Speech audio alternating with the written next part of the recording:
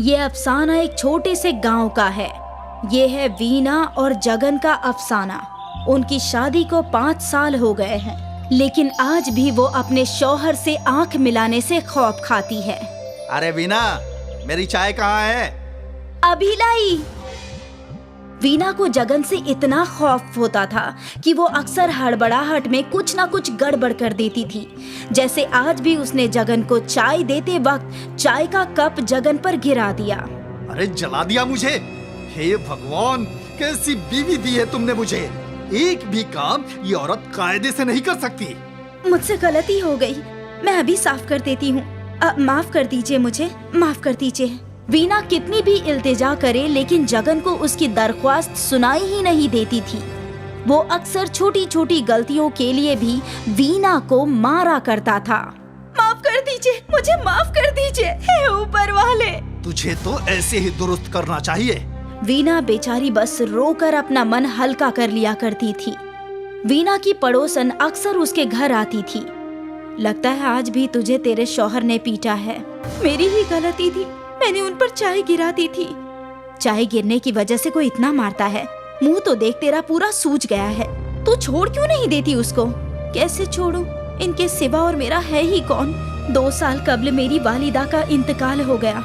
अगर इन्हें छोड़ दूंगी तो मैं कहाँ रहूंगी, क्या खाऊंगी? मैं कैसे इन्हें छोड़ सकती हूँ?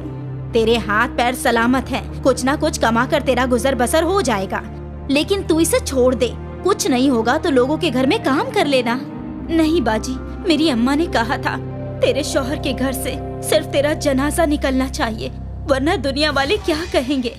बड़ी अजीब दुनिया है ये, तुम जैसी बेचारी को ही लोग बोलते हैं। वीना की पड़ोसन ने उसे कई मर्तबा समझाया, लेकिन वीना है कि उसकी सुनती ही नहीं। वीना रास्ते में भी सर झुकाकर चला करती थी, मानो उसका खुद पर से एतबार ही उठ गया था। कुछ माह बाद जगन वीना को अस्पताल ले गया। उस डॉक्टर ने वीना की जांच की। मुबारक हो, आप बहुत जल्दी वालिद बनने वाले हैं। ये तो बहुत अच्छी बात है, लेकिन मोहतरमा, लड़का है या लड़की? वो मैं कैसे बता सकती हूँ? तो ऐसा कोई है जो मुझे ये बता सकता है क्या? मैं पैसा देने को तैयार हूँ। मेरा जानना बेहद जरूरी है डॉक्टर साहिबा। डॉक्टर ने कुछ देर सोचा और फिर बोली, ऐसा करना कानून के खिलाफ है, लेकिन आप इन्हें कल वापस ले आइए। ये मेरे पर्सनल क्लिनिक का पता है और 10,000 रुपए लगेंगे। ठीक है डॉक्टर साहिबा, मैं इसके लिए 10,000 देने को राजी हूँ। वीना घर आई तो परेशान थी। अगर उसके पेट में लड़की हुई तो जगन उसके साथ क्या करेगा? अगले दिन जगन वीना को डॉक्टर के प्राइवेट क्लिनिक में ले गया। वहाँ डॉक्टर ने दोबारा कुछ जांच की। इनके पेट में लड़की है। मुझे लगा ही था, ये मुझे वारिस नहीं दे सकती है। अब क्या लड़की पैदा करके कर्ज में डूब जाऊं? मुझे नहीं चाहिए ये लड़की वड़की। तो करना क्या है? करना क्या है? मुझे ये लड़की नहीं चाहिए। तो क्या बच्चा गिराना है? डॉक्टर वीना की ओर देख रही थी, लेकिन जगन बोलने लगा। इसकी जबान कहाँ खुलेगी मेरे सामने? मैंने बोल दिया ना, बस मुझे लड़की नहीं चाहिए। ठीक है, इनका अबॉर्शन 3 रोज बाद कर सकते हैं। ठीक है। वीना घर गई और वो बेहद परेशान थी। वो रोने लगी। जब जगन आया, मुझे ये लड़की चाहिए। तुझे लड़की चाहिए? मेरी छाती पर मूंग दलने के लिए लड़की चाहिए? और बस जगन ने फिर से वीना को पीटना शुरू कर दिया। वीना बेचारी रोती चिल्लाती रही। यही सिलसिला अगले 2 रोज तक चलता रहा। वीना का शौहर रोज उसे पीटता था।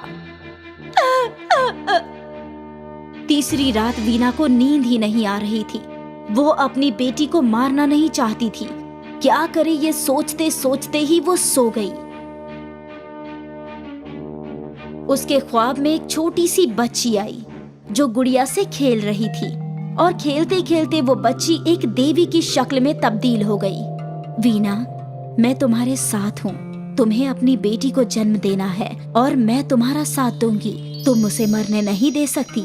उठो, उठ जाओ। और एकाएक वीना की आंख खुल गई। उसने देखा तो सुबह हो चुकी थी। वो वहीं बैठी अपने ख्वाब के बारे में सोच रही थी। वीना, चल, वक्त हो गया है, अस्पताल भी जाना है अबॉर्शन कराने। मुझे नहीं जाना है अस्पताल, और ना ही मैं अपनी बच्ची को मारूंगी। क्या? मुझसे जबान लड़ाएगी? रुक, तुझे अभी ठीक करता हूँ। मैं भी देखता हूँ तुझे मुझसे कौन बचाता है। इस बार जब जगन ने अपना हाथ उठाया तो वीना ने हाथ रोक लिया। वीना ने जगन का हाथ ममोड़ दिया, जैसे कुछ अलग ही ताकत उसके जिस्म में आ चुकी थी। छोड़ छोड़ छोड़ मेरा हाथ। तेरी इतनी मजाल कि तू मेरा हाथ मरोड़ेगी। मेरी बेटी को मारेगा? मार के तो दिखा, तेरा नामो निशान मिटा दूंगी। वीना ने जगन को जोर से थप्पड़ मारा और वो सीधे घर के बाहर जा गिरा। आसपास भीड़ लग गई। वीना मारते मारते जगन को सीधा पुलिस स्टेशन ले गई। वहां वीना ने जगन और डॉक्टर के खिलाफ केस दर्ज करवाया। ये शख्स मेरा शौहर है, इसने मुझ पर बहुत जुल्म किए हैं, लेकिन आज ये मेरी बेटी को मारना चाहता है। इसने बच्चे की लिंग की जांच करवाई 10,000 रुपए देकर। ये और वो डॉक्टर मिलकर मेरी बेटी को मारना चाहते हैं। वीना की FIR दर्ज हो गई और जगन और डॉक्टर को गिरफ्तार कर लिया गया। जब वीना घर लौटी तो गांव की ख्वातीन ने उसका खुशामदीद किया। तुमने बहुत अच्छा किया वीना, उसे सजा दिलवाई।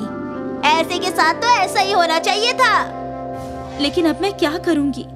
मेरा और मेरी बेटी का गुजारा कैसे होगा? देवी माँ सब कुछ ठीक कर देंगी।